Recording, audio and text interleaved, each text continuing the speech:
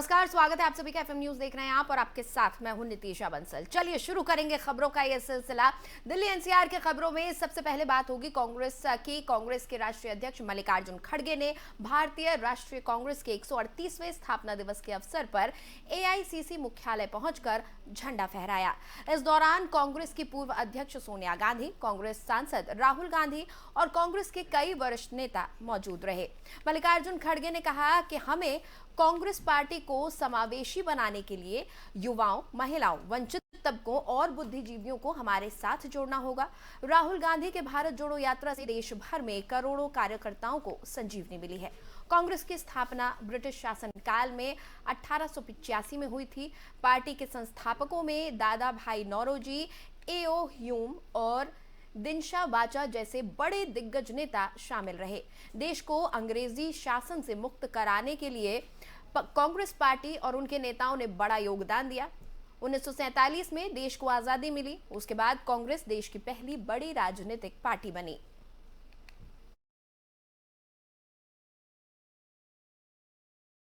कांग्रेस का आज 138वां स्थापना दिवस है और इस मौके पर कांग्रेस अध्यक्ष मल्लिकार्जुन खड़गे, साथ ही कांग्रेस की पूर्व अध्यक्ष सोनिया गांधी और सांसद राहुल गांधी कांग्रेस मुख्यालय पहुंचे और यहां पहुंचकर उन्होंने झंडा फहराया। आपको बता दें कि कांग्रेस की भारत जोड़ो यात्रा भी इस वक्त चल रही है, अपने अंतिम पड़ाव पर पहुंच चुकी है कांग्रेस की भारत जोड़ो यात्रा। और ऐसे में कांग्रेस के तमाम कार्यकर्ता और नेता काफी उत्साहित हैं इस वक्त। और आज कांग्रेस के 138वें स्थापना दिवस के मौके पर कांग्रेस के तमाम कार्यालयों पर तिरंगा फहराया जा रहा है। साथ ही कार्यकर्ताओं का उत्साह भी देखते ही बन रहा है। तो कांग्रेस देश की सबसे पुरानी पार्टी, 138वां स्थापना दिवस आज कांग्रेस का, जहां पर सभी कांग्रेस के कार्यालयों को सजाया गया है। वहीं तस्वीरें इस वक्त हम आपको दिल्ली की दिखा रहे हैं, जहां पर कांग्रेस मुख्यालय को फूल मालाओं से सजाया गया। साथ ही तिरंगे चारों तरफ यहां नजर आ रहे हैं और तिरंगा झंडा भी यहां पर फहराया गया। इस मौके पर कांग्रेस के तमाम वरिष्ठ नेता कांग्रेस के दिल्ली मुख्यालय पर पहुंचे। साथ ही यहां पर कांग्रेस के अध्यक्ष मल्लिकार्जुन खड़गे, पूर्व अध्यक्ष सोनिया गांधी और सांसद राहुल गांधी मौजूद रहे। इसके अलावा तमाम जो दिग्गज नेता हैं, सांसद हैं, वो कांग्रेस मुख्यालय आज पहुंचे कांग्रेस के 138वें स्थापना दिवस के मौके पर। आपको बता दें कि कांग्रेस की जो भारत जोड़ो यात्रा चल रही है, 3200 किलोमीटर की यात्रा, पदयात्रा इस दौरान की है और हजारों कार्यकर्ता इस यात्रा में साथ साथ चले हैं। अलग अलग राज्यों से होकर गुजरती हुई ये यात्रा, जिसके बाद कांग्रेस में कहीं ना कहीं एक बार फिर नई ऊर्जा का संचार नजर आ रहा है।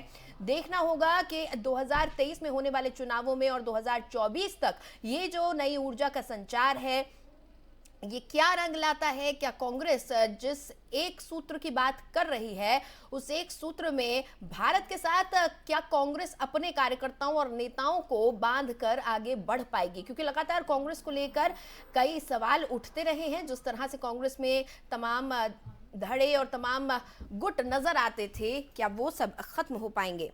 इस खबर पर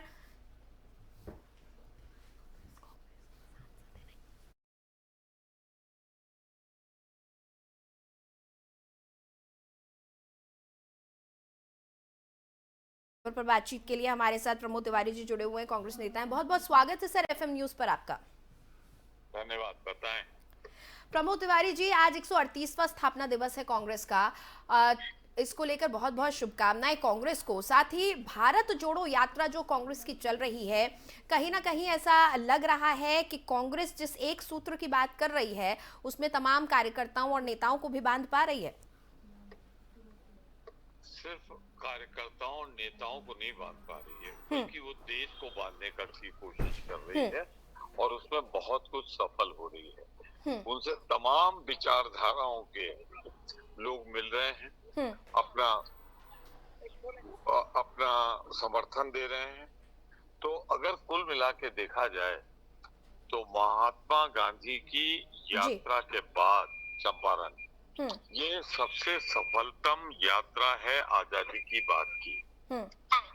और जहां तक सवाल है कांग्रेस के स्थापना दिवस का, जी, आप देश के जंगे आजादी का इतिहास पढ़िए और कांग्रेस का इतिहास पढ़िए, दोनों एक है। यानी इस देश की आजादी का इतिहास और कांग्रेस का इतिहास एक है। कांग्रेस ने संघर्ष किया, त्याग किया, बलिदान किया, महात्मा गांधी के नेतृत्व में, पंडित जवाहरलाल नेहरू के नेतृत्व में, जी। और जो ये आजादी आज भारत को मिली है, ये उसी की देन। प्रमोद तिवारी जी, आज 138वां स्थापना दिवस हो गया है और ये सभी जानते हैं देश की सबसे पुरानी पार्टी है, तो इसके बाद क्या उम्मीद की जा रही है, क्योंकि भारत जोड़ो यात्रा अभी 15 जनवरी तक चलने वाली है, क्या उम्मीद की जा रही है? कांग्रेस 2023 और 24 में क्या कुछ करिश्माई करके दिखाने वाली है? देखिए, जहाँ तक भारत जोड़ो यात्रा है जी, उसका एक अलग दिशा, अलग विचार, अलग उद्देश्य है। वो है जो एक नफरत, घृणा, जी, बिखराव पैदा किया है भारतीय जनता पार्टी की सरकार ने, संगठन ने, और बहुत से संगठन है जिन्होंने अलगाववाद पैदा किया है, देश को बांटा है। और अगर आप आजादी का इतिहास देखें तो हम गुलाम क्यों हुए थे? आपस में लड़कर। महात्मा गांधी ने क्या किया था? हिंदू, मुस्लिम, सिख, ईसाई को एक कर दिया था, और वही दिन भारत की आजादी का दिन बना। तो मैं कह सकता हूँ कि आज राहुल गांधी ये यात्रा देश को एक कर रही है। जो आतंकवाद, जिसका सबसे बड़ी कीमत चुकाई है राहुल गांधी ने, उनके पिता, उनकी दादी, दोनों ने आतंकवाद से लड़ते हुए अपना सर्वोच्च बलिदान दिया है। ठीक है। तो आज राहुल तिवारी जी, आपकी सारी बातें सही है, लेकिन देखिए कोई भी राजनीतिक पार्टी है तो ऐसा नहीं है कि वो राजनीति के बारे में नहीं सोचेगी, कोई ना कोई राजनीतिक मकसद हमेशा रहता है।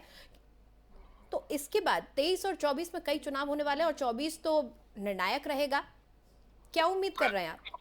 मैं आपसे फिर कह रहा हूँ, आपने मेरी बात पूरी नहीं होने दी थी, बीच में ही सवाल पूछ लिया। देखिए, हमारा उद्देश्य क्या है मैंने आपको बता दिया, राहुल गांधी जी का यात्रा का उद्देश्य क्या है बता दिया। लेकिन निश्चित रूप से जिस दिन इस देश में धर्म, जात के नाम पर, क्षेत्र के नाम पर जो आतंकवाद समाप्त होगा, वही दिन इस देश की सही या दूसरी आजादी का दिन होगा, और वही दिन कांग्रेस की वापसी का दिन भी होगा। क्योंकि आज लोग तुलना करते हैं महंगाई की, बेरोजगारी की, देश के निर्माण की, जी, तो सब एक स्वर से कहते हैं हाँ, कांग्रेस के शासन में इतनी महंगाई नहीं थी, बेरोजगारी नहीं थी, अलगाववाद नहीं था। और जब ये एहसास लोगों में हो जाएगा तो वो वही भारतीय जनता पार्टी की सरकार की पतन का कारण बनेगा। शुरुआत हो गई है। अब देखिए ना, 3 जगह चुनाव हुए थे, हिमाचल, गुजरात, दिल्ली, तीनों जगह भाजपा के पास थी, और भाजपा ने 2 जगह खो दी, सिर्फ 1 जगह अपनी साख बचा पाई। तो 2/3 से हारी है ना भाजपा। तो कुल मिला के आप देखें, इसके जो राजनीतिक परिणाम आएंगे, जो हमारा उद्देश्य नहीं, पर इस परिणाम से हम इनकार नहीं करते, यहाँ हम आपसे सहमत। ठीक है, चलिए, बहुत बहुत शुक्रिया प्रमोद तिवारी जी हमारे साथ जुड़ने के लिए। तो कांग्रेस सांसद प्रमोद तिवारी जी हमारे साथ जुड़े हुए थे, और एक बार फिर दोहराते हुए कि भारत जोड़ो यात्रा का कोई राजनीतिक मकसद नहीं है, लेकिन 138वें स्थापना दिवस पर कांग्रेस काफी जोर शोर से, काफी उत्साह के साथ अपने स्थापना दिवस को मनाती हुई नजर आ रही है।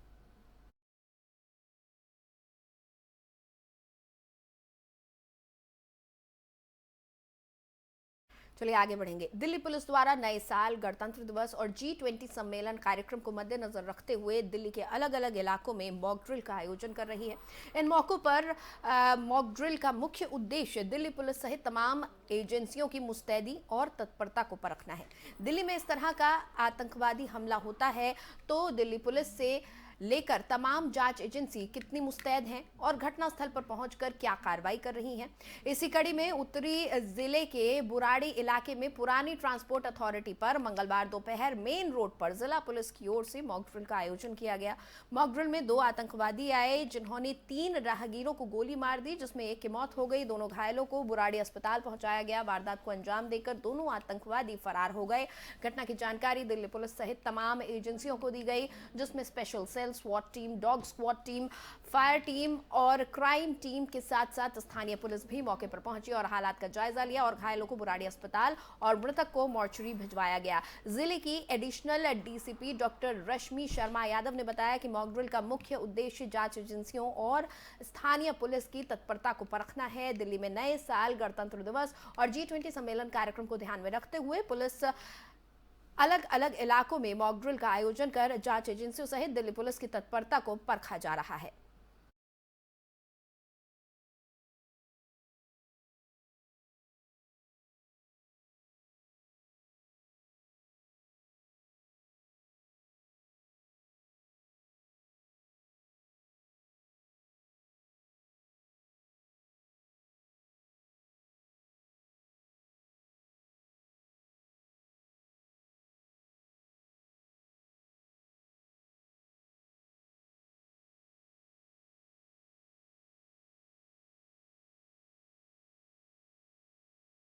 मॉक ड्रिल की गई है, किस तरह, क्या मुख्य उद्देश्य है मॉक ड्रिल करने का और कितनी जगह मॉक ड्रिल आज की गई है?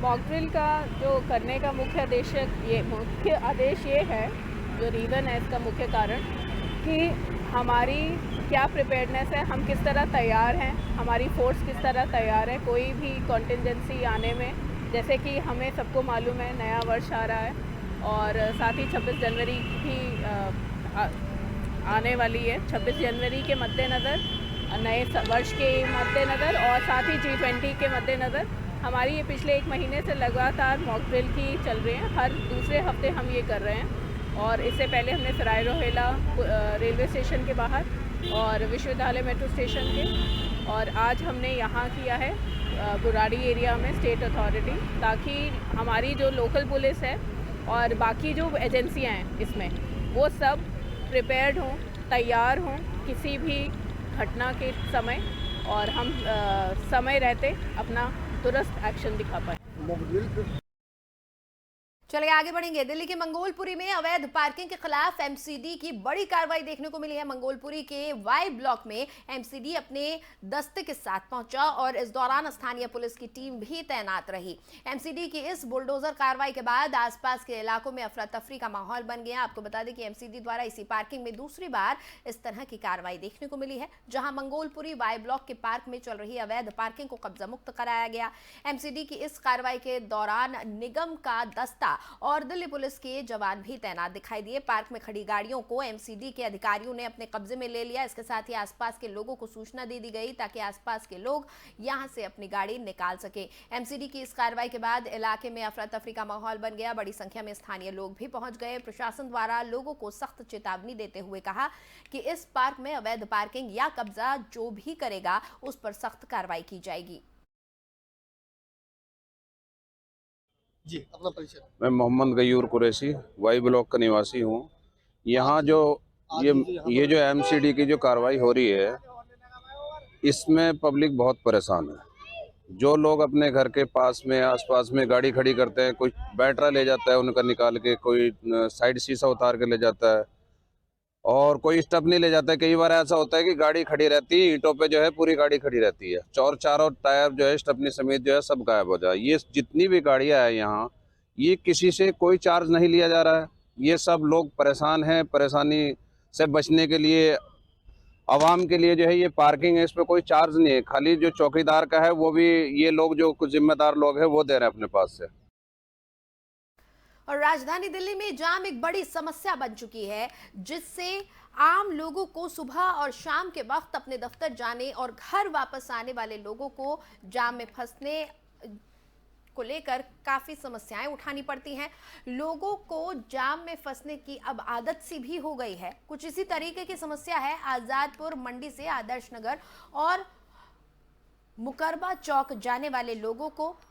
यहाँ पर पिछले कई दिनों से लोग परेशानी उठा रहे हैं। आजादपुर मंडी के बाहर से चाहे आदर्श नगर की तरफ जाए या फिर मुकरबा चौक की तरफ, दोनों ही तरफ लंबा जाम लोगों को देखने को मिलता है और ये एक बड़ी समस्या का कारण बना हुआ है।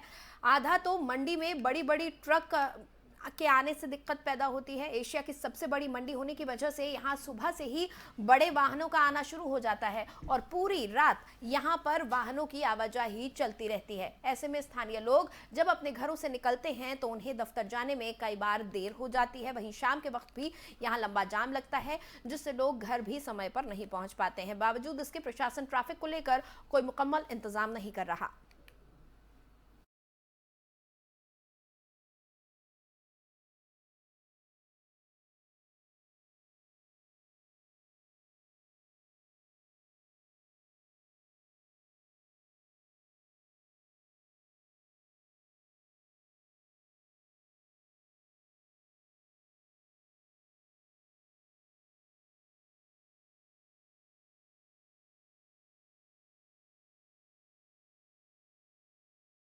और नोएडा के फेज 3 थाना क्षेत्र के सेक्टर 120 में स्थित क्लियो काउंटी सोसाइटी का एक वीडियो सोशल मीडिया पर जमकर वायरल हो रहा है।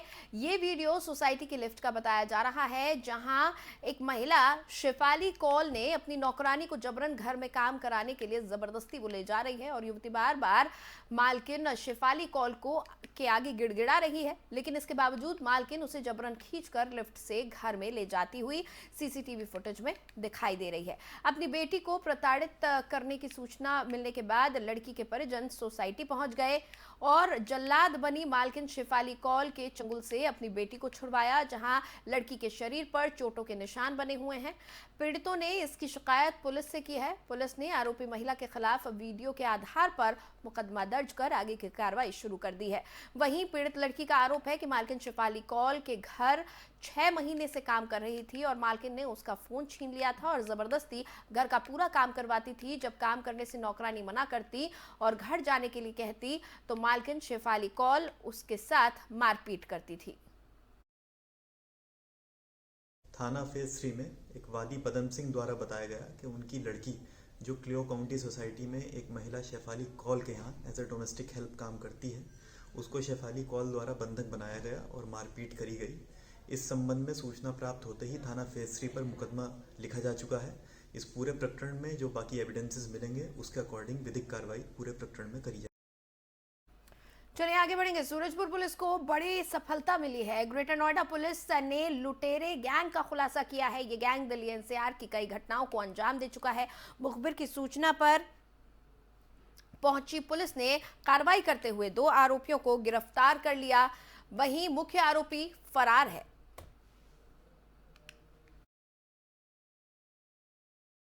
लूट की घटना को अंजाम देने वाले गिरफ्तार हुए, क्या है? देखिए, थाना सूरजपुर में जुनपत चौकी में एस्टोनिया सोसाइटी के सामने दिनांक 10 दिसंबर 2022 को एक लूट की घटना हुई थी, जिसमें वादी से 90,000 रुपया लगभग लूटा गया था। इस घटना में जो बाइक का इस्तेमाल हुआ था वो 8 दिसंबर 2022 को ही थाना बीटा 2 से चोरी हुई थी। थाना सूरजपुर की टीम ने इस घटना का सफल अनावरण किया है और इसमें 2 लोग, एक सलमान जो कि मेरठ का रहने वाला है, उसको गिरफ्तार किया गया है। साथ में उसका एक साथी विजेंद्र विधूड़ी जो कि दादरी नोएडा का ही रहने वाला है, उसको गिरफ्तार किया गया है। इनका एक अन्य साथी है नीशू, जो नोएडा का ही रहने वाला है, वो अभी तक फरार है। इनके पास से 30,000 रुपये की बरामदगी हुई है। इन लोगों ने बीटा 2 से जो बाइक चोरी की थी उसका इस्तेमाल करते हुए इन्होंने जुनपत वाली घटना को अंजाम दिया है। उसके अलावा इन लोगों ने ये भी बताया है कि कुछ दिन पूर्व 18 दिसंबर को गाज़ियाबाद विजयनगर में भी एक लूट की घटना हुई थी, वो भी इन लोगों ने अंजाम दिया है। सलमान पे लूट और चोरी के पूर्व में मुकदमे दर्ज हैं मेरठ और हापुड़ रीजन में, और ये पूरे गिरोह का इसका सफल अनावरण इसमें किया गया है। थाना सूरजपुर का ये बहुत सराहनीय कार्य है। इनसे क्या क्या बरामदगी हुई? इनसे 30,000 रुपये जो है, जैसे मैंने आपको बताया, इसमें बरामद हुए हैं। और उसके अलावा एक स्प्लेंडर भी बाइक जो है इससे बरामद हुई है और एक तमंचा। सर, कितनी घटनाओं को इससे पहले भी इन्होंने अंजाम दिया है? यहाँ पे बीटा 2 की घटना इन्होंने अंजाम करी थी, उसके बाद सूरजपुर और गाज़ियाबाद, उससे पूर्व में सलमान पे 7 मुकदमे भी दर्ज हैं। और नीशू जो इसका साथी है उसका भी आपराधिक इतिहास है, जल्दी उसको गिरफ्तार किया जाएगा।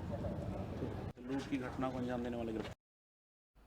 चलिए आगे बढ़ेंगे। गाजियाबाद के साहिबाबाद में कैलाशवती इंटर कॉलेज के बाहर स्कूली छात्राओं के साथ छेड़खानी और मंचलों द्वारा स्कूली छात्रों के साथ मारपीट की घटना सामने आई है।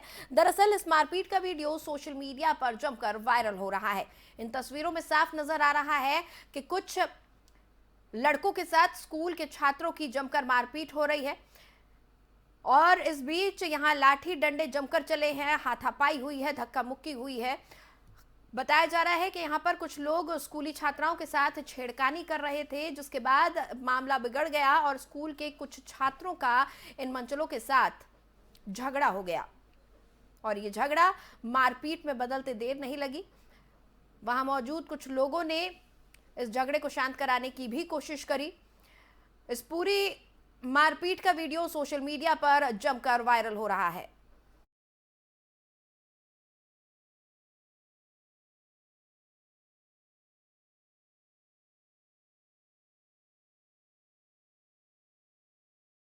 और दिल्ली एनसीआर की खबरों में फिलहाल इतना ही। मुझे दें इजाजत। खबरों के लिए आप बने रहिए एफएम न्यूज के साथ।